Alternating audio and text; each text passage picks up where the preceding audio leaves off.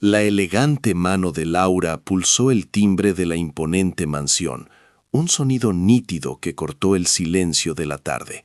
No había temblor en sus dedos, solo una determinación fría que se reflejaba en su mirada. Vestía un traje de chaqueta de corte impecable, un atuendo que era a la vez una armadura y una declaración de intenciones. A su lado, dos guardias de seguridad, discretos pero de presencia inamovible, observaban la puerta de roble macizo. Cuando ésta se abrió, la figura de Ricardo apareció, sosteniendo una copa de champán con la arrogancia de un rey en su castillo. Su sonrisa petulante, ensayada durante años de éxito, se congeló al ver a su exmujer. No había rastro de la mujer rota que había expulsado. En su lugar había una extraña, una adversaria. El narrador interior de la historia susurró una promesa al espectador. Él creía que se lo había quitado todo, la casa, la dignidad, el futuro. Lo que no sabía es que estaba a punto de ser desahuciado de un hogar que, legalmente, nunca había sido suyo, y que la mujer que despreciaba estaba a punto de darle la lección de su vida. Apenas 2 semanas antes, el aire en esa misma mansión era denso y asfixiante. El sol de la tarde se filtraba a través de los ventanales del gran salón, iluminando las motas de polvo que danzaban en el aire, pero no lograba disipar la opresiva atmósfera de final. Laura se movía por las estancias como un fantasma, una presencia etérea en el lugar que había moldeado con sus propias manos durante más de 20 años. Cada mueble de herencia, cada cuadro elegido con esmero, cada libro en la biblioteca, contaba una parte de su historia, una historia que sentía que estaba a punto de ser borrada. La tensión era un nudo en su garganta, una premonición que la acompañaba desde hacía meses, alimentada por las ausencias inexplicables de Ricardo, sus llamadas telefónicas susurradas y una frialdad que había reemplazado cualquier atisbo de afecto. Ella era la guardiana de ese legado familiar, una fortaleza de piedra y recuerdos que su padre le había confiado, y sin embargo, se sentía como la prisionera más vulnerable dentro de sus muros, esperando una sentencia que sabía inevitable. La sentencia llegó ese mismo sábado, sin previo aviso y con la brutalidad de una ejecución pública. La puerta principal se abrió de golpe y Ricardo entró, no solo, sino acompañado de Julia, su amante, una mujer cuya juventud y descaro eran una bofetada directa a Laura. Julia paseó la mirada por el salón con la suficiencia de una conquistadora, evaluando el espacio como si ya fuera suyo, su sonrisa afilada clavándose en Laura como un puñal. Ricardo, evitando el contacto visual, arrojó una tarjeta de crédito sobre la mesa de centro de caoba. «Sé razonable, búscate un buen piso», dijo, con la voz desprovista de toda emoción. «La nueva dueña de la casa ha llegado, y tiene mejor gusto que tú». La humillación fue total, calculada y ejecutada delante de la fiel gobernanta, que bajó la vista, incapaz de soportar la escena. Cada palabra era un martillazo, demoliendo el mundo que Laura había construido, reduciendo 2 décadas de matrimonio y sacrificio a una transacción fría y despectiva, un simple estorbo que debía ser eliminado. El impacto de sus palabras no fue físico, sino algo mucho peor. Fue la aniquilación de su identidad. Laura se quedó paralizada, el aire escapándose de sus pulmones, mientras el eco de esa frase resonaba en el silencio del salón. Sentía el calor de la vergüenza subiendo por su cuello, una quemazón que era más dolorosa que cualquier herida. No era solo la traición, era la invalidación absoluta de su vida entera. La casa no era un conjunto de ladrillos y cemento, era el santuario de los recuerdos de su padre, el nido donde había criado a sus hijos, el lienzo donde había pintado sus sueños. Y ahora, la voz de Julia, chillona y superficial, llenaba el espacio discutiendo planes de redecoración, hablando de tirar tabiques y cambiar los muebles antiguos por diseños minimalistas y sin alma. Cada sugerencia era una profanación, un acto de vandalismo contra su memoria. La mirada de lástima de la gobernanta fue la confirmación final de su derrota. A los ojos del mundo, acababa de ser reemplazada, declarada obsoleta y desechada sin la menor consideración. Esta es la clase de injusticia que te hierve la sangre, ¿verdad? La arrogancia desmedida que pide a gritos una lección, la crueldad que parece no tener consecuencias. Si te apasionan las historias donde los poderosos y soberbios finalmente reciben su merecido, estás en el lugar correcto. son narrativas de justicia poética, donde la inteligencia y la dignidad se convierten en las armas más afiladas. Te invito a que te suscribas a nuestro canal, dele a me gusta a este vídeo y te unas a una comunidad que disfruta viendo cómo se equilibra la balanza, porque la historia de cómo Laura transforma esta humillación definitiva en su mayor victoria no ha hecho más que empezar. Y créeme, no querrás perderte ni un solo detalle del plan que puso en marcha. Comparte esta historia con alguien que, como tú, crea que subestimar a la persona equivocada es el error más caro que se puede cometer. Ahora, volvamos al momento en que Ricardo creyó haber ganado la partida. La crueldad de Ricardo no terminó con el anuncio. Con una frialdad metódica, le dio un ultimátum.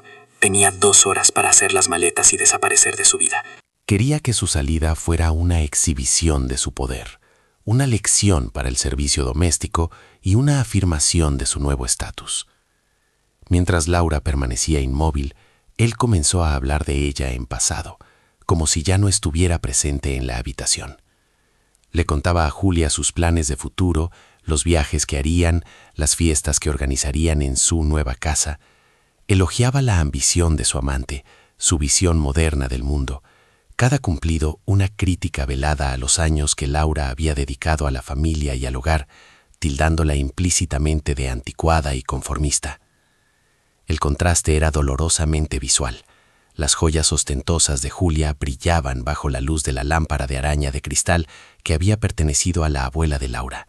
Un choque violento entre el dinero nuevo y el legado, entre la codicia y la historia. Ricardo estaba reescribiendo el pasado para justificar su traición. Sin embargo, mientras el veneno de las palabras de Ricardo inundaba la estancia, algo inesperado ocurrió en el interior de Laura. El shock inicial que la había dejado sin aliento y sin defensas comenzó a disiparse, dando paso a una extraña y fría lucidez. Sus ojos, nublados por el dolor, se posaron en el retrato de su padre que presidía el salón, un óleo que capturaba su mirada serena y sabia. En ese instante recordó con una claridad cristalina el día en que él le entregó una carpeta de cuero y le dijo: «Esto es tu seguridad, hija mía, más que cualquier joya, más que cualquier cuenta bancaria. Esta es tu fortaleza». La humillación, en lugar de romperla, estaba forjando en su interior un acero nuevo, una determinación inquebrantable. No lloró, no gritó, no suplicó. Simplemente asintió con la cabeza, un gesto de aceptación tan silencioso y contenido que Ricardo lo malinterpretó como una rendición incondicional. Pero no era sumisión. Era la declaración silenciosa de una guerra que él ni siquiera sabía que acababa de empezar. Con una calma que desconcertó a sus verdugos, Laura subió la gran escalera de mármol. En su dormitorio, ignoró los vestidos de gala, las joyas y los álbumes de fotos.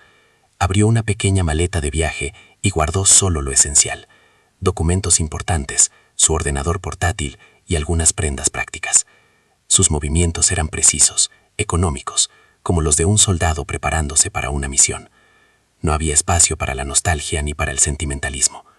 Al bajar, pasó junto a Ricardo y Julia sin dirigirles una sola mirada. Su silencio era un muro infranqueable, mucho más poderoso que cualquier acusación o insulto. Ricardo esbozó una sonrisa de triunfo, mientras Julia le susurraba algo al oído, probablemente una burla. Cuando la pesada puerta de roble se cerró detrás de Laura, su sonido retumbó en la casa como el eco de un veredicto. Él vio a una mujer rota abandonando su hogar. Lo que no podía ver era una reina dejando un castillo comprometido, solo para regresar y reclamar su reino. Su error fatal fue creer que la batalla había terminado, cuando la verdad era que acababa de comenzar. Para entender la magnitud de la traición de Ricardo, es necesario retroceder en el tiempo, a una época en la que su ambición aún no había devorado su humanidad. Se conocieron 20 años atrás, cuando Laura era la heredera silenciosa de un apellido con historia y Ricardo un joven prometedor de origen modesto, con un hambre voraz por conquistar el mundo. Ella vio en él una chispa, una energía que contrastaba con la serena decadencia de su propio círculo social. Él, a su vez, vio en ella la llave de un universo al que jamás habría tenido acceso, un mundo de contactos, de legitimidad y de un prestigio que el dinero por sí solo no podía comprar. Formaron una alianza que parecía perfecta. Laura le ofreció el escenario, la imponente mansión familiar como base de operaciones y símbolo de estatus, y él prometió llenarla de un éxito tan rotundo que su eco resonaría por generaciones. Ella le entregó su confianza y su herencia, creyendo que construían un futuro compartido, sin sospechar que para él, ella era solo el primer peldaño de una escalera que pensaba subir en solitario. El padre de Laura, un hombre de negocios de la vieja escuela, era más perspicaz. Aunque aprobó la unión, su instinto le advirtió sobre la ilimitada ambición de su futuro yerno. Días antes de la boda, llevó a Laura al despacho de su abogado de toda la vida, don Alejandro Garrido, un lugar solemne, revestido en madera oscura y el aroma a cuero y papel antiguo. Allí, sobre la mesa de caoba, reposaba una carpeta. No era un contrato prenupcial, sino algo mucho más definitivo, una escritura de donación pura y simple. Su padre le explicó con calma que la mansión, el corazón del patrimonio familiar, le sería transferida a ella, y solo a ella, de forma irrevocable. «Esto es tu seguridad, hija mía», le dijo, su voz grave resonando en el silencio. «Más que cualquier joya, más que cualquier cuenta bancaria. Los hombres como Ricardo a veces se pierden en su propia escalada. Esta casa es tu fortaleza, tus raíces. Asegúrate de que nadie pueda arrancártelas». Laura, enamorada y confiada, lo vio como un gesto de amor sobreprotector, firmando los documentos sin comprender que su padre no le estaba dando un regalo, sino un arma. Los primeros años fueron un torbellino de actividad febril, con Laura como la arquitecta silenciosa del ascenso de Ricardo. Renunció a su propia carrera en la historia del arte para convertirse en la anfitriona perfecta, transformando la mansión en el epicentro de la vida social y empresarial de la ciudad. Cada cena, cada evento benéfico, cada recepción era orquestada por ella con una elegancia impecable. Mientras Ricardo deslumbraba a inversores y socios con sus proyecciones financieras, era la atmósfera de solidez y tradición que Laura cultivaba en el hogar lo que cerraba los tratos. Ella era la socia invisible, cuyo capital no figuraba en los balances, pero sin el cual el imperio de Ricardo nunca habría despegado. Él se llevaba los aplausos y los titulares, mientras ella pulía la plata, elegía los vinos y se aseguraba de que la fachada de su éxito fuera absolutamente perfecta. Era un trabajo a tiempo completo, sin sueldo ni reconocimiento, un sacrificio hecho en nombre de un proyecto que ella creía común, un sueño que él ya estaba empezando a considerar exclusivamente suyo. Con cada millón que entraba en sus cuentas, Ricardo se transformaba. El joven ambicioso y agradecido dio paso a un magnate arrogante, que empezó a creerse el único artífice de su fortuna. El respeto que una vez sintió por el legado de Laura se convirtió en un desdén apenas disimulado. Empezó a referirse a la mansión no como el hogar familiar, sino como su principal activo, un trofeo que exhibía para demostrar su poder. Las conversaciones se llenaron de comentarios mordaces sobre la vida improductiva de Laura, sus aficiones anticuadas y su falta de visión para los negocios. Cada crítica era una forma de disminuirla, de reducir su contribución a la de una simple administradora de su propiedad. Él necesitaba borrar su origen para poder contar la historia de un hombre hecho a sí mismo, y Laura, con su apellido y su herencia, era un recordatorio constante de que su imperio se había construido sobre los cimientos que ella le había proporcionado. La gratitud se convirtió en resentimiento, y el amor en una condescendencia fría y calculada.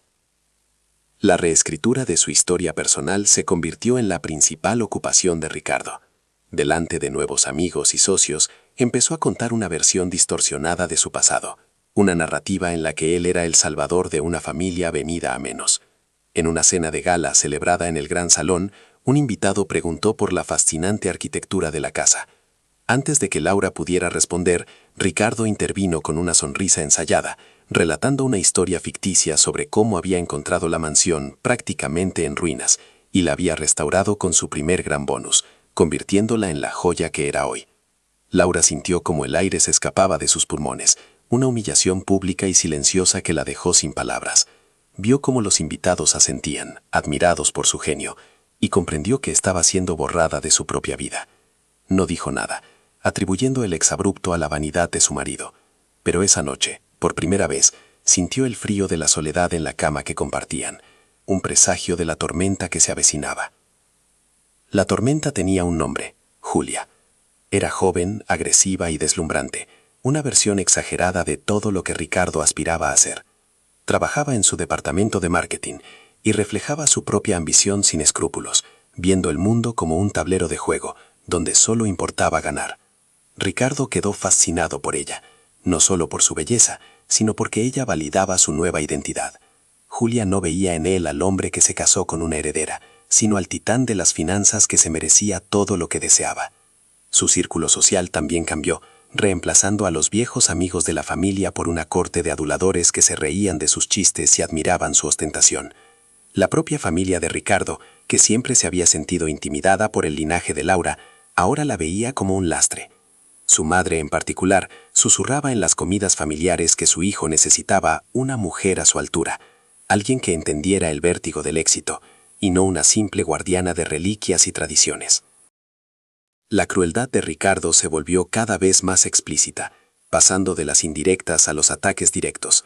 Empezó a criticar públicamente la forma de vestir de Laura, su elección de amistades e incluso la gestión del personal doméstico, minando su autoridad en el único dominio que le quedaba.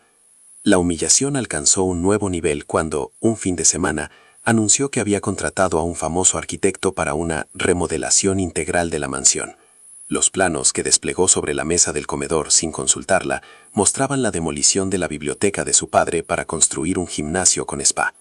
Días después, Ricardo trajo a Julia a la casa con la excusa de una reunión de trabajo.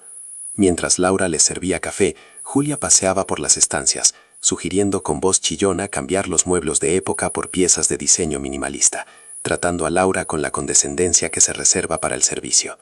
Era una tortura psicológica, un asedio calculado para hacerla sentir una extraña en su propio hogar. El control financiero fue su arma definitiva.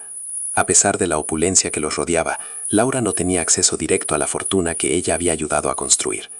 Vivía de una asignación mensual y una tarjeta de crédito cuyos extractos Ricardo revisaba meticulosamente. El dinero se convirtió en una herramienta de coacción. Cualquier cuestionamiento, cualquier atisbo de rebelión era castigado con recortes o amenazas veladas. La hizo sentir como una mantenida, una invitada de lujo cuya estancia dependía de su buen comportamiento. Esta dependencia económica fue lo que cegó a Ricardo por completo. Estaba tan acostumbrado a que todo tuviera un precio, a que todo pudiera comprarse o venderse, que jamás se le ocurrió investigar la naturaleza legal de la propiedad que habitaba. En su mente, su poder económico anulaba cualquier otro derecho. Asumía que, como proveedor, era el dueño absoluto de todo, sin darse cuenta de que controlaba el flujo de caja, pero no los cimientos sobre los que se asentaba su castillo de naipes. En medio de la creciente opresión, hubo un momento de claridad. Una tarde lluviosa, buscando refugio en la quietud de la biblioteca, sus dedos rozaron una vieja carpeta de cuero en uno de los estantes inferiores. Era la carpeta que su padre le había entregado hacía más de 20 años.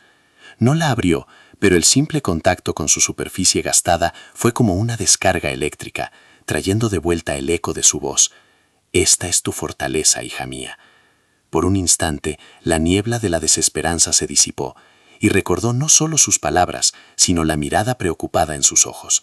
Se dio cuenta de que su padre había previsto esta posibilidad, que había entendido la naturaleza de Ricardo mucho antes que ella. No era solo un recuerdo, era una herencia de protección, un recurso latente que había permanecido dormido, esperando el momento en que más lo necesitara. Aún no sabía cómo, pero esa carpeta representaba una promesa, una última línea de defensa que su padre había construido para ella desde el más allá. El golpe de gracia llegó tras el mayor triunfo profesional de Ricardo. Acababa de cerrar un acuerdo multimillonario que lo catapultó a la cima del mundo empresarial, y su ego, ya desmedido, alcanzó proporciones estratosféricas. Se sentía invencible, un dios moderno que podía moldear la realidad a su antojo. Esa noche, mientras celebraba con Julia en un lujoso restaurante, tomó la decisión final. Ya no necesitaba la fachada de su matrimonio, ni el prestigio prestado de un apellido antiguo. Quería una vida nueva, brillante y sin las sombras del pasado, y Laura era la personificación de todo lo que deseaba dejar atrás. «Es hora», le dijo a su amante, levantando su copa de champán. «Voy a darte la vida que mereces, empezando por la casa. Mañana mismo esa reliquia del pasado estará fuera de nuestras vidas para siempre». Estaba convencido de que estaba realizando una simple transacción, deshaciéndose de un activo obsoleto para adquirir uno nuevo. No había en él ni una pizca de duda, ni el menor atisbo de que estaba a punto de cometer el mayor error de su vida. La primera humillación tras el destierro no fue pública, sino íntima y desoladora. Sucedió en una reunión familiar en casa de su suegra, una semana después de su expulsión. Laura acudió con la ingenua esperanza de encontrar un resquicio de lealtad, un eco de los 20 años en los que había sido el pilar de aquella familia. Sin embargo, fue recibida con una compasión tan falsa que resultaba más hiriente que el desprecio abierto. Su suegra, una mujer cuya hipocresía era un arte refinado, le sirvió una taza de té y le dijo, con una voz cargada de una piedad teatral, que quizás todo era para mejor. Afirmó que Ricardo necesitaba a su lado a alguien con más empuje, una mujer que entendiera la complejidad de su mundo de negocios. Cada palabra era una daga envuelta en seda, una justificación de la traición que la convertía a ella, la víctima, en la culpable de su propio abandono. Las cuñadas asentían en silencio, sus miradas una mezcla de lástima y alivio por no estar en su lugar. Laura entendió que no solo había perdido a su marido, sino que había sido borrada de la historia familiar, su papel reducido al de un personaje secundario cuyo arco argumental había terminado. El siguiente golpe fue asestado en el terreno profesional, un espacio que, aunque modesto, Laura consideraba suyo. Durante años había presidido una pequeña fundación benéfica financiada por la empresa de Ricardo, un rol que desempeñaba con una dedicación y una elegancia que le habían granjeado el respeto de la comunidad. 2 días después de la infame cena familiar, recibió una llamada del gerente de la fundación. Con una voz incómoda y plaga de eufemismos, le informó de que la junta directiva, presidida por Ricardo, había decidido renovar la imagen de la organización. El puesto, le explicó, había sido ofrecido a Julia, cuya visión fresca y su dominio de las redes sociales eran más acordes con los nuevos tiempos. La excusa oficial era el marketing, pero el mensaje subyacente era brutalmente claro. Laura era anticuada, carecía de estilo. Era una pieza de museo que debía ser reemplazada por algo más brillante y moderno. La humillación fue profunda, porque atacaban no solo su presente, sino también su capacidad y su valía, reduciendo su trabajo y su pasión a una cuestión de apariencia superficial, una apariencia en la que, según ellos, ya no encajaba. La crueldad de Julia no conocía límites y se deleitaba en los ataques personales y simbólicos. El escenario fue una exclusiva gala benéfica a la que Laura asistió por compromiso, sintiéndose como un fantasma en un mundo que antes había sido suyo. Julia, resplandeciente con un vestido de diseñador y joyas que gritaban «dinero nuevo», se le acercó con una sonrisa depredadora. Fingiendo admirar el sencillo anillo de bodas de Laura, un diseño clásico que había pertenecido a su abuela, tomó su mano con una familiaridad insultante. «¡Qué bonito!», susurró, su voz destilando veneno.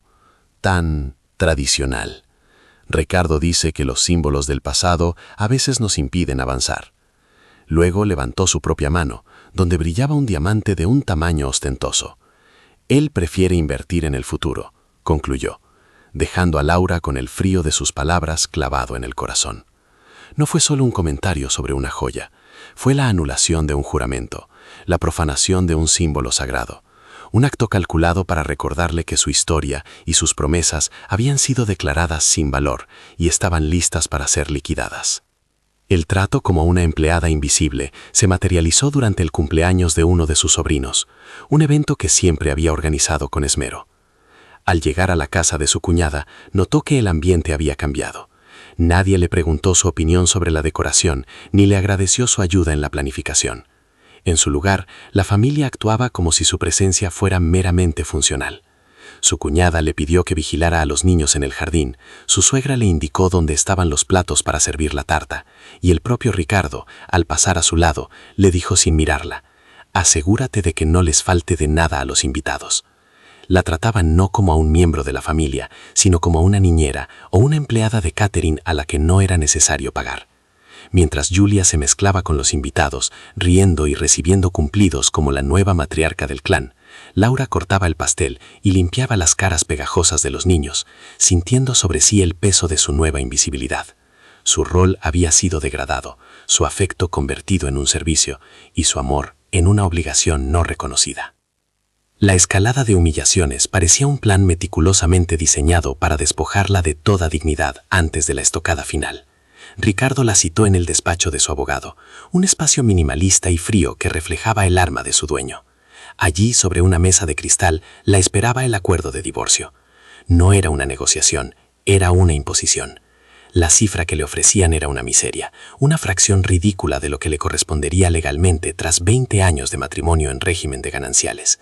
El abogado de Ricardo, un hombre con la mirada de un tiburón, le explicó con una condescendencia insoportable que era una oferta extremadamente generosa, considerando que ella no había contribuido económicamente al matrimonio. Le aconsejó que la aceptara sin rechistar para evitar un litigio largo, costoso y muy desagradable. Era un chantaje emocional y financiero. La estaban acorralando, haciéndole creer que no tenía recursos, ni fuerza, ni derecho a reclamar nada. La hacían sentir como a una mendiga a la que se le ofrecía una limosna por los servicios prestados. El impacto acumulado de aquellos golpes la sumió en una profunda oscuridad.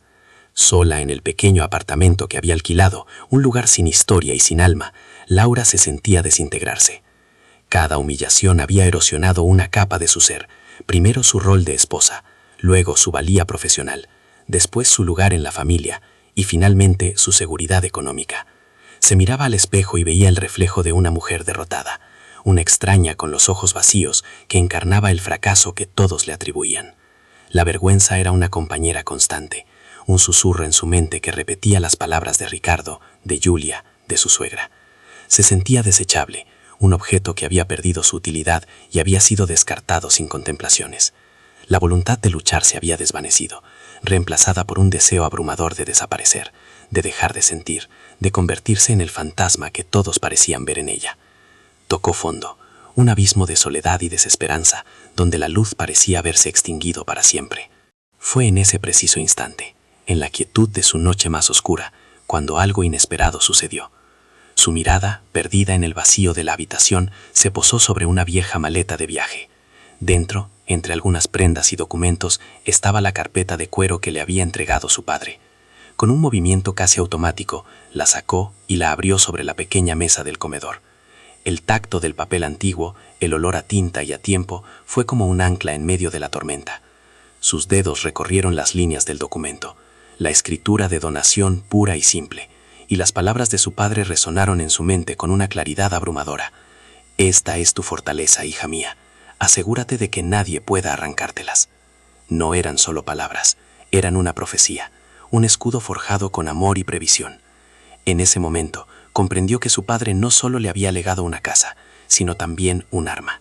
Había previsto la ambición desmedida de Ricardo, su falta de escrúpulos, y le había dejado la llave para defender su dignidad y su historia. Una oleada de energía, fría y poderosa, recorrió su cuerpo, desplazando la desesperación. No era una rabia explosiva, sino una ira lúcida y serena, una determinación afilada como el acero. De repente vio a Ricardo y a su corte no como gigantes invencibles, sino como constructores arrogantes que habían edificado su imperio sobre unos cimientos que no les pertenecían. Su mayor error, el error fatal que les llevaría a la ruina, fue su desprecio por el pasado, su incapacidad para ver más allá del brillo del dinero. La subestimaron, la vieron como un adorno frágil y sin valor, una guardiana de antigüedades que podía ser fácilmente reemplazada. Nunca se molestaron en mirar los cimientos, en leer la letra pequeña, en comprender que la verdadera fuerza no reside en lo que se exhibe, sino en lo que se posee de raíz. La mujer rota que se había mirado al espejo minutos antes desapareció, y en su lugar surgió una estratega, una reina despojada que acababa de encontrar el mapa para reclamar su reino.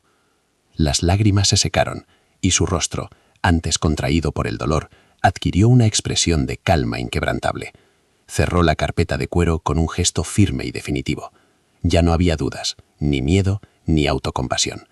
Solo había un plan, una hoja de ruta que comenzaba a dibujarse en su mente con una precisión milimétrica.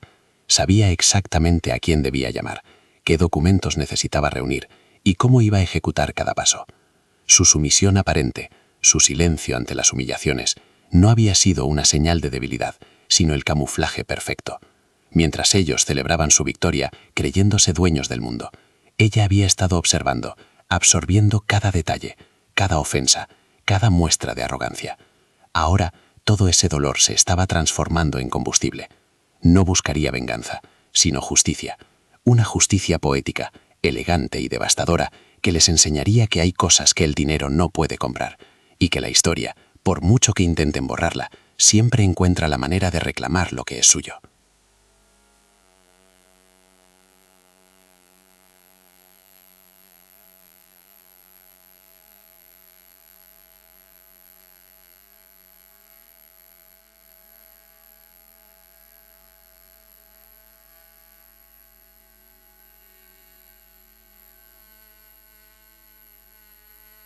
Las palabras del abogado no eran solo un tecnicismo legal, eran el eco de la voz de su padre, un mensaje de protección enviado desde el pasado. Comprendió la profundidad de su amor y su sabiduría, la preocupación que se escondía tras su gesto aparentemente sobreprotector. Había visto la semilla de la arrogancia en Ricardo mucho antes que ella, y en lugar de prohibirle la unión, le había forjado una armadura invisible. Las lágrimas que brotaron de sus ojos ya no eran de humillación ni de desesperanza, sino de una gratitud abrumadora. Se dio cuenta de que nunca había sido una simple administradora, ni una invitada de lujo. Siempre había sido la soberana de aquel castillo, aunque lo hubiera olvidado. Don Alejandro le tendió un pañuelo de lino sin decir nada, permitiéndole vivir aquel momento de catarsis, observando con callada satisfacción cómo la heredera de Enrique Soto recuperaba la fuerza que le correspondía por derecho. Una vez que las lágrimas cesaron, la atmósfera en el despacho cambió. La tristeza dio paso a una calma gélida, a una determinación afilada. Don Alejandro se reclinó en su sillón de cuero, entrelazando los dedos. Ahora, Laura, la pregunta no es qué dice la ley, sino qué quieres hacer tú con ella, planteó, su tono pasando de consolador a estratégico. Podemos iniciar un procedimiento de divorcio contencioso, reclamar la liquidación de gananciales y usar esta propiedad como nuestra principal base. Será un proceso largo, feo y costoso. O hizo una pausa, dejando que la alternativa flotara en el aire. Podemos optar por una vía más directa. Él te ha despojado de la posesión de facto. Podemos ejecutar una reintegración de la posesión, amparados en tu título de propiedad indiscutible. No es una demanda, es una acción, rápida, sorprendente y, si me permites decirlo, poéticamente justa. La elección era clara, la guerra de trincheras o el golpe de mano. El abogado no estaba ofreciendo solo asesoramiento legal, le estaba entregando la espada que su padre había forjado para ella. Laura levantó la barbilla, y la mujer frágil que había entrado en aquel despacho había desaparecido por completo. En su lugar había una estratega, con los ojos encendidos por una ira fría y lúcida. «No quiero una batalla por su dinero, don Alejandro», afirmó, su voz desprovista de cualquier temblor. Él ha convertido mi vida y mi hogar en un espectáculo público y ha intentado comprar mi dignidad con una limosna. No le daré la satisfacción de arrastrarme por los tribunales durante años. Se inclinó hacia adelante, su mirada fija en la del abogado, inquebrantable. Quiero mi casa. Quiero que él y esa mujer salgan de allí con la misma precipitación y la misma humillación con la que me obligaron a salir a mí. Quiero que todo el mundo vea que el imperio que ha construido se asienta sobre cimientos que no le pertenecen. No busco venganza. Busco restaurar el orden. Su decisión estaba tomada. No quería ganar una guerra de desgaste, quería ejecutar una sentencia que se dictaría no en un juzgado, sino en el vestíbulo de su propia casa. Una sonrisa casi imperceptible se dibujó en los labios de don Alejandro. Hacía mucho tiempo que no veía una determinación tan pura. Asintió lentamente. Entonces, prepararemos una operación quirúrgica, sentenció, abriendo un bloc de notas. El plan es sencillo y se ejecutará en 3 fases. Primero, mañana a primera hora solicitaré una nota simple actualizada del registro de la propiedad. Es un documento público que certifica, con fecha de hoy, que tú eres la única propietaria. Es nuestra prueba irrefutable. Segundo, redactaré un requerimiento notarial que les inste a desalojar la propiedad de forma inmediata, por ocupación sin título. Y tercero, y esto es crucial, contrataremos los servicios de una empresa de seguridad privada, discreta pero imponente, y un cerrajero de confianza. No vamos a pedir permiso para entrar, Laura. Vamos a ejercer tu derecho a hacerlo.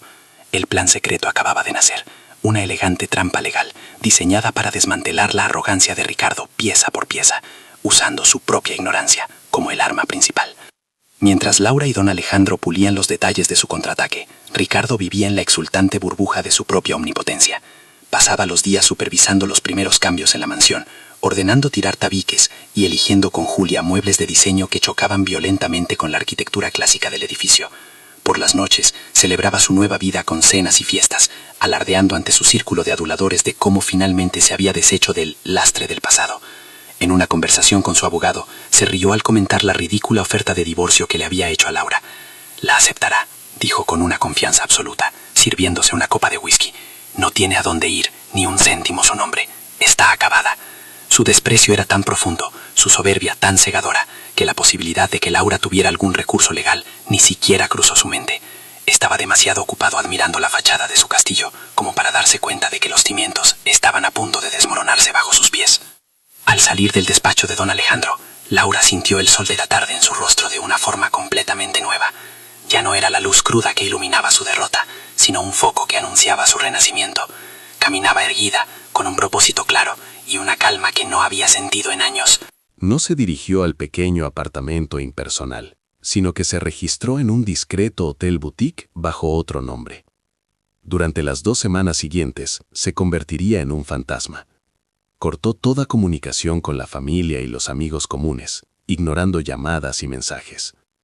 Mientras Ricardo y Julia profanaban su hogar, ella se movía en las sombras, coordinando cada paso del plan con don Alejandro.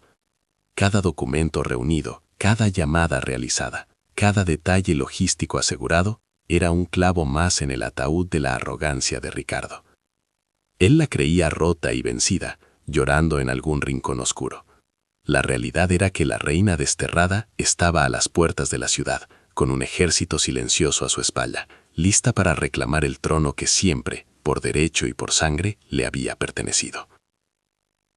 Mientras Ricardo y Julia se embriagaban de una victoria que daban por sentada, su mundo se reducía al eco de sus propias voces en los vastos salones de la mansión.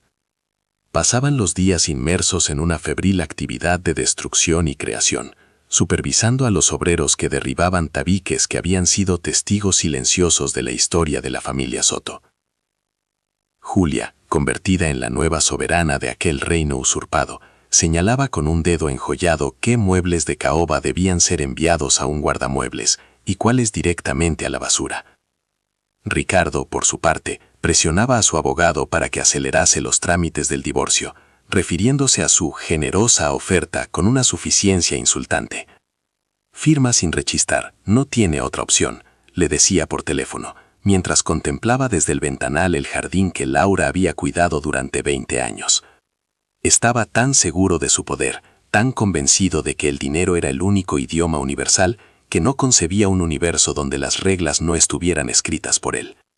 Su arrogancia era un muro tan alto que le impedía ver la tormenta que se formaba justo al otro lado.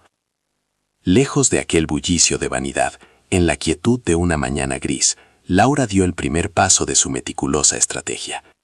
Acompañada por la figura serena y paternal de don Alejandro Garrido, entró en el edificio del registro de la propiedad, un lugar austero donde el tiempo parecía haberse detenido. El contraste entre la ostentación de su antigua vida y la sobriedad de aquel entorno burocrático era abrumador. Mientras esperaban, Laura no mostró ni un atisbo de nerviosismo. Había una calma gélida en sus ojos, la de alguien que conoce el valor de la paciencia. Cuando el funcionario le entregó la nota simple actualizada, un simple folio de papel timbrado, sintió un peso tangible en sus manos.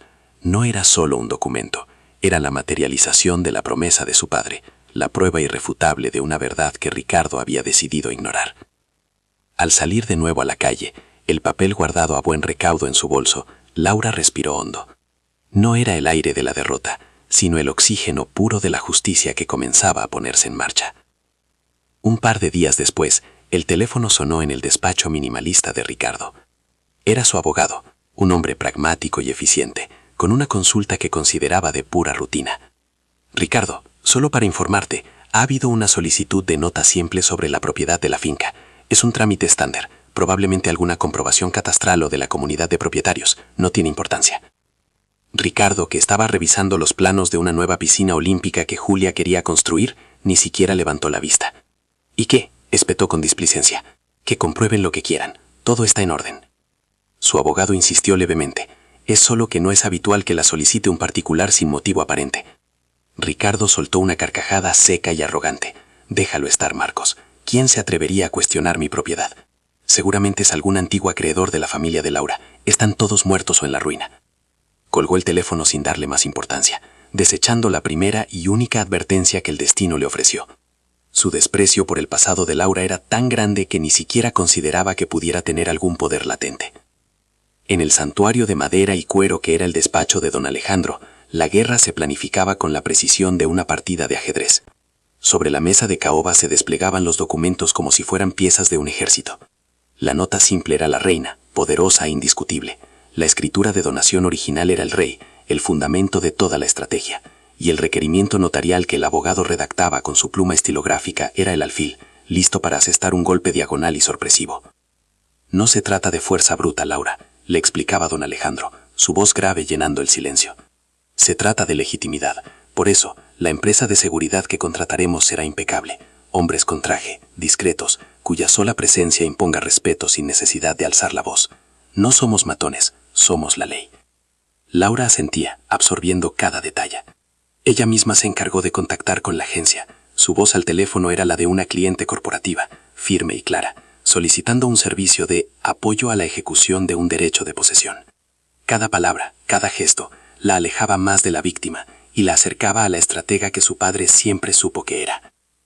Mientras tanto, Julia vivía su fantasía con un frenesí casi infantil. Su vida se había convertido en un escaparate permanente en las redes sociales, una exhibición de poder y lujo que buscaba humillar a Laura a distancia. Publicaba fotos de los camiones de mudanza llevándose los trastos viejos, vídeos de ella eligiendo carísimos sofás de diseño italiano y encuestas para sus seguidores sobre si deberían pintar el salón de blanco nuclear o gris perla.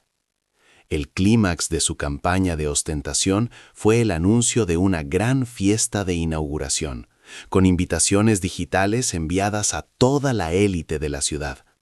El lema del evento era Renacer, una burla directa y cruel a la mujer a la que había suplantado. Se deleitaba en su papel de nueva señora de la casa, actuando no como si hubiera ganado un hogar, sino como si hubiera conquistado un territorio. Cada publicación, cada comentario sarcástico era un ladrillo más en el muro de su arrogancia, sin darse cuenta de que, en realidad, estaba construyendo el escenario perfecto para su propia y humillante caída pública. Laura, por su parte, se había vuelto invisible. Se alojó en un pequeño hotel con encanto en un barrio tranquilo de la ciudad, registrándose con su apellido de soltera para no dejar rastro. Durante aquellas 2 semanas se despojó de todo lo que la conectaba con su vida anterior. Compró ropa nueva, de líneas sencillas y colores neutros, un vestuario funcional que reflejaba su nuevo estado mental, una mujer en misión. Pasaba las horas en la biblioteca del hotel o caminando por el parque, no con la angustia de la espera, sino con la serenidad de quien sabe que su momento llegará. Por las noches revisaba los correos electrónicos antiguos que había guardado, aquellos en los que Ricardo, en los primeros años, se refería a la mansión como la casa de tu familia. Eran pequeñas pruebas que reforzaban su posición, pero sobre todo eran recordatorios de la verdad que él se había esforzado tanto en olvidar. No sentía odio, sino una fría y lúcida determinación. Estaba a punto de llevar a cabo un acto de justicia, no de venganza, y eso le confería una paz interior que la hacía invulnerable. La segunda señal de advertencia que Ricardo ignoró llegó a través de la persona más leal y silenciosa de la casa, la gobernanta. Llevaba más de 30 años al servicio de la familia Soto y había sido testigo de la cruel expulsión de Laura con una dignidad rota. Una semana después del incidente, se presentó ante Ricardo con su uniforme impecablemente planchado y le entregó su carta de renuncia. Ricardo, extrañado, le preguntó el motivo de una decisión tan repentina. La mujer lo miró directamente a los ojos, su mirada serena, desprovista de miedo. «Señor», dijo con una voz tranquila pero firme, «mi lealtad siempre ha estado con los dueños de esta casa, y la señora Laura es la única dueña que yo he conocido». Ricardo, enfurecido por lo que consideró una insolencia intolerable, la despidió en el acto, arrojando su carta a la papelera. «Perfecto, fuera de aquí. Contrataremos a gente más joven y competente», gritó. Una vez más, la respuesta estaba justo delante de sus ojos, pero su soberbia le impidió verla. Para él era solo una empleada desleal, no el heraldo de una verdad inminente. Llegó el día D. En el despacho de don Alejandro todo estaba listo. El notario había sido convocado, los guardias de seguridad habían recibido sus instrucciones finales y el cerrajero esperaba la llamada en un lugar discreto. Laura llegó puntual, vestida con el traje de chaqueta que había elegido como su armadura. Don Alejandro le entregó una elegante carpeta de piel que contenía todos los documentos, la nota simple, el requerimiento notarial y una copia compulsada de la escritura de donación. Su rostro era grave, pero en sus ojos brillaba un orgullo profundo. «Laura, esto es más que un simple desalojo», le dijo, su voz cargada de significado. «Esto es la restauración de un legado. Tu padre estaría inmensamente orgulloso de la mujer en la que te has convertido». Laura tomó la carpeta, sintiendo su peso, su historia. No había miedo en su corazón, solo una resolución inquebrantable. Miró al anciano abogado, el último vestigio del mundo de su padre, y le dedicó una sonrisa serena. «Lo sé», respondió, «y es en su honor que voy a recuperar lo que es mío». El coche de don Alejandro se deslizó silenciosamente por las calles de la ciudad hasta llegar al exclusivo barrio donde erigía la mansión. Al girar en la última curva, la imponente fachada apareció ante sus ojos.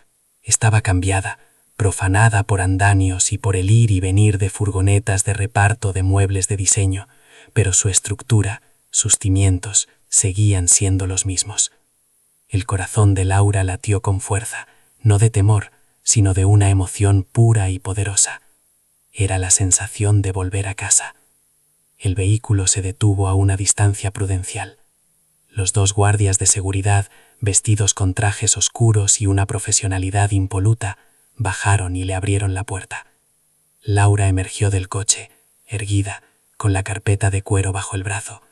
Comenzó a caminar por el largo sendero de piedra que conducía a la entrada principal, sus tacones marcando un ritmo firme y decidido sobre el suelo. Cada paso era una reafirmación de su derecho, un eco de la justicia que estaba a punto de ser ejecutada. Llegó a la puerta de roble macizo, la misma que había cruzado como una desterrada 2 semanas antes, y alzó la mano. Su dedo, sin el menor temblor, pulsó el timbre. La arrogancia de Ricardo se materializó en una sonrisa condescendiente que se borró de su rostro tan pronto como la puerta de roble se abrió por completo. No vio a la mujer rota y desamparada que había expulsado, sino a una figura imponente, envuelta en una calma gélida que resultaba profundamente inquietante. A su lado, los dos guardias de seguridad no eran matones, sino profesionales discretos cuya sola presencia emanaba una autoridad inquebrantable.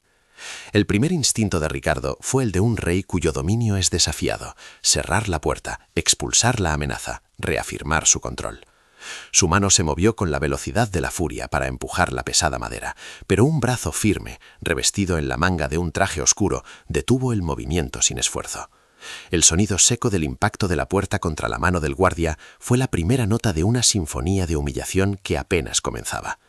Detrás de él, Julia apareció en lo alto de la escalera, con una copa de champán en la mano, su rostro una máscara de diversión expectante, lista para disfrutar del que creía sería el último y patético intento de Laura por aferrarse a un mundo que ya no le pertenecía. El rostro de Ricardo se congestionó de ira. La ofensa de ser físicamente contenido en su propio umbral era intolerable. Su voz, acostumbrada a dar órdenes y ser obedecida sin réplica, estalló en el vestíbulo, haciendo eco contra el mármol. «¿Pero qué demonios significa esto? ¡Largo de aquí ahora mismo! ¡Estás en mi propiedad!», gritó, señalando a Laura con un dedo tembloroso. Sacó su teléfono móvil con un gesto teatral, buscando el número de la policía. «Te lo advertí, Laura. Te dije que fuera razonable, pero has decidido hacerlo por las malas. Voy a hacer que te arresten por allanamiento de morada y acoso. Verás qué divertido es pasar la noche en un calabozo». Su amenaza era un torpe intento de recuperar el control, de transformar la situación en un espectáculo donde él seguía siendo el director y ella la villana. Necesitaba que Julia y los guardias lo vieran como el hombre poderoso e intocable que creía ser, el dueño absoluto de aquel universo que él mismo había, en su delirio, creado de la nada. Su soberbia le impedía ver que no estaba dirigiendo una obra, sino que era el protagonista involuntario de su propia tragedia. Frente a su explosión de furia, la calma de Laura fue su arma más devastadora. No levantó la voz, no gesticuló, simplemente avanzó un paso, su mirada fija en la de él, una mirada desprovista de odio pero cargada con el peso de la justicia. «No será necesario que llames a nadie, Ricardo», dijo, su voz clara y firme, cortando el aire como un bisturí, «a menos que quieras que la policía te explique a ti el significado de ocupación ilegal sin título».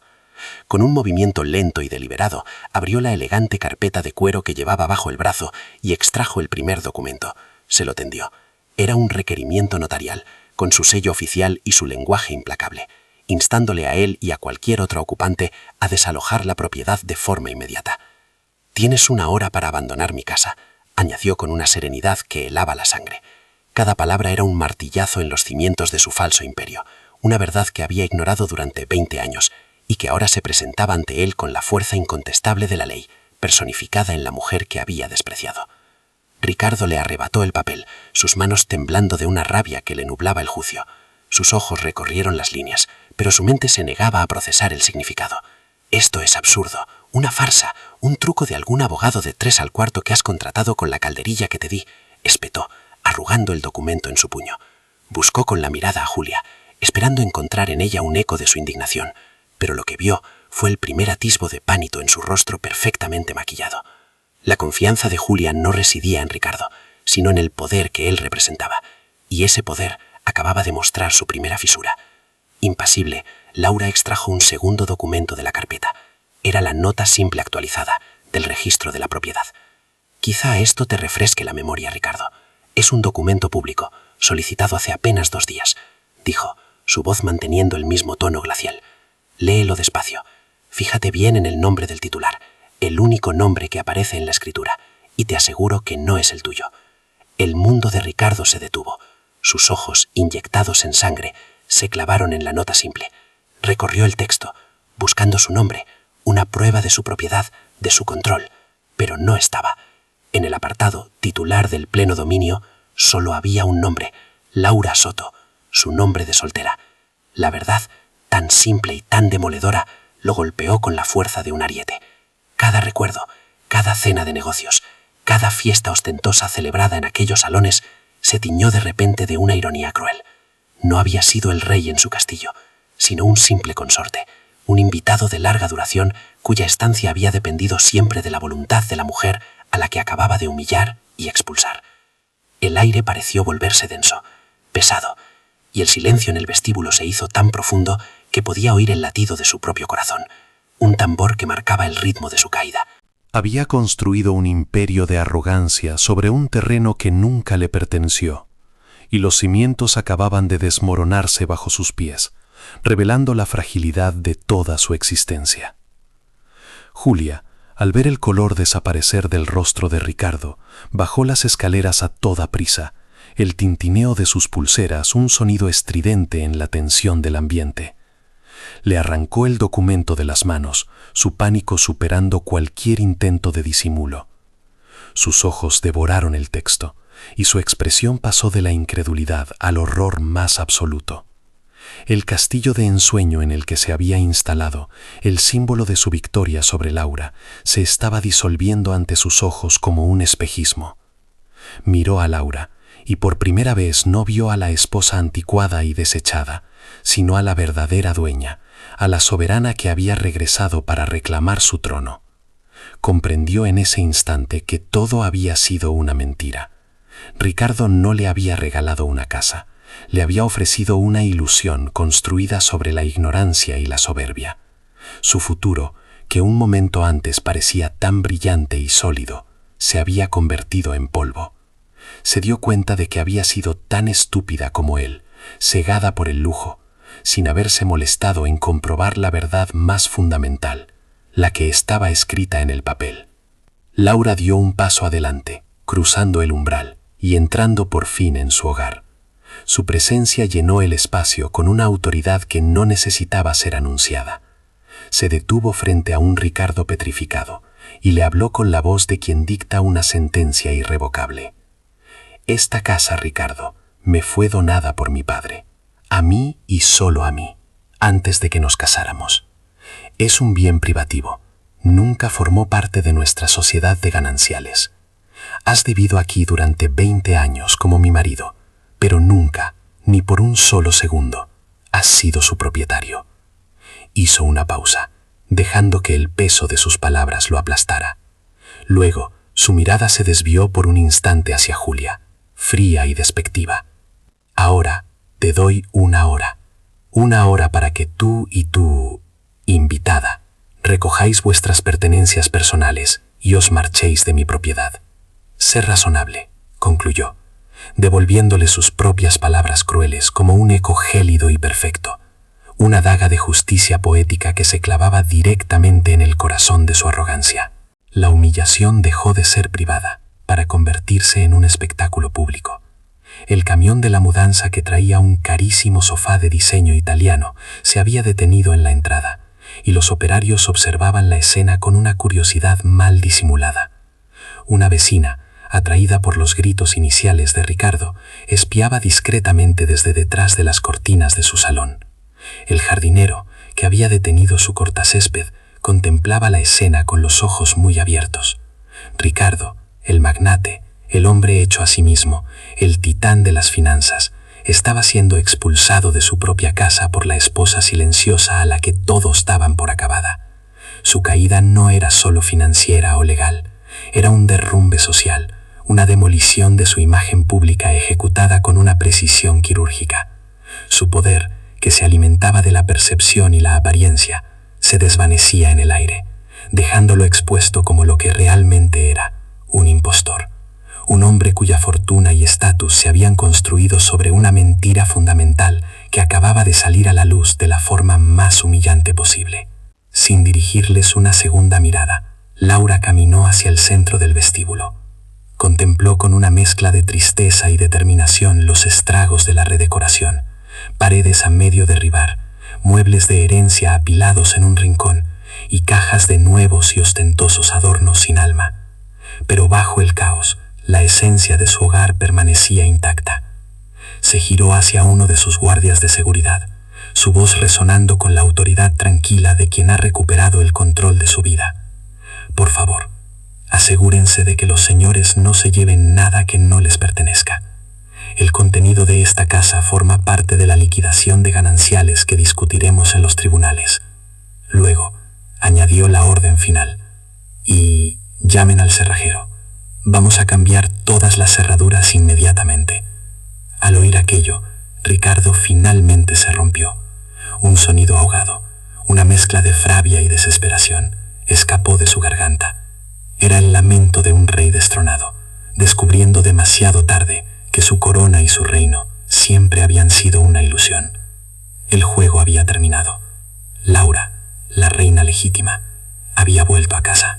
La caída de Ricardo no fue un desplome silencioso, sino un estruendo que resonó por todo el vecindario. Forzado a empaquetar 20 años de una vida que creía suya en vulgares cajas de cartón, su humillación fue un espectáculo público. Los operarios de la mudanza, los mismos que horas antes descargaban con reverencia los caprichos de Julia, ahora lo observaban con una mezcla de lástima y desprecio mal disimulado. La vecina, que ya no espiaba tras las cortinas, ahora contemplaba la escena abiertamente desde su jardín, con el teléfono en la mano, seguramente narrando el desastre en tiempo real. Julia, por su parte, demostró que su lealtad era tan superficial como su gusto para la decoración. No derramó una lágrima por él. En su lugar, se enzarzó en una agria discusión con los guardias de seguridad, intentando llevarse un jarrón de diseño que, según ella, había pagado de su propio bolsillo. Al serle denegado, abandonó a Ricardo en medio del caos, subiéndose a un taxi con una furia impotente, dejando atrás al hombre cuyo poder se había evaporado tan rápido como el champán que habían estado bebiendo. Él se quedó allí, solo en la acera, rodeado de cajas, un rey destronado en un reino que nunca le perteneció. Las ondas expansivas de su desahucio se extendieron con la velocidad del escándalo. Al día siguiente, la historia ya era la comidilla en los círculos empresariales y sociales de la ciudad. La narrativa no era la de un divorcio complicado, sino la de un error garrafal, casi cómico en su arrogancia. Ricardo, el estratega infalible, el tiburón de las finanzas, se había convertido en el hazme reír, un hombre tan cegado por su ego que no se había molestado en leer la escritura de la casa donde vivía. Sus socios empezaron a distanciarse, cuestionando en silencio qué otros detalles fundamentales podría haber pasado por alto en sus negocios. Las invitaciones a eventos exclusivos dejaron de llegar. Su propia familia, que había aplaudido su crueldad hacia Laura, ahora lo veía como una vergüenza, un paria que había manchado el apellido que tanto se esforzó en construir. El poder de Ricardo no residía en su dinero, sino en la ilusión de infalibilidad que proyectaba. Al desmoronarse esa fachada, descubrió que estaba completamente solo. Su imperio de cristal se había hecho añicos, y los fragmentos cortaban más que cualquier pérdida económica, porque lo que había perdido era intangible, el respeto. La traición final llegó de la mano de Julia, a través de una llamada telefónica que destilaba veneno en lugar de compasión. No llamó para ofrecerle apoyo, sino para exigirle una compensación por la humillación pública que según ella le había hecho pasar. Su voz, antes melosa y aduladora, se había vuelto estridente y acusadora. «Me prometiste un mundo, Ricardo, y me has dejado en ridículo delante de toda la ciudad», le espetó, su tono desprovisto de cualquier afecto. «Espero que tu generosa oferta de divorcio a esa mosquita muerta me incluya a mí también, porque he perdido mi tiempo y mi reputación contigo». Ricardo, aturdido, apenas pudo articular una respuesta. Colgó el teléfono y el silencio de la impersonal habitación de hotel en la que se había refugiado se volvió ensordecedor. Había desechado a Laura, una mujer de lealtad probada, por un espejismo brillante que se había desvanecido al primer contratiempo. La soledad que sintió en ese momento fue absoluta, un abismo creado por su propia soberbia. Había intentado borrar su pasado, solo para descubrir que había aniquilado su futuro, quedándose sin nada ni nadie. Mientras el mundo de Ricardo se desintegraba, el de Laura renacía con una serena dignidad. No hubo celebraciones ostentosas ni alardes de victoria. Su primer acto como dueña de pleno derecho de su hogar fue caminar descalza sobre el frío mármol del vestíbulo, sintiendo la casa como una extensión de sí misma. Con una calma metódica, supervisó la retirada de cada objeto estridente que Julia había introducido, como si estuviera purificando el espacio de una mala energía. Los muebles de herencia de su familia fueron devueltos a su lugar de honor, y el retrato de su padre volvió a presidir el salón, su mirada pareciendo aprobar desde el lienzo. Una de sus primeras llamadas fue a la fiel gobernanta, no para ofrecerle un trabajo, sino para invitarla a volver a la que siempre había sido su casa. En la mesa del comedor, donde Ricardo había desplegado los planos de su demolición, Laura desplegó los documentos del divorcio.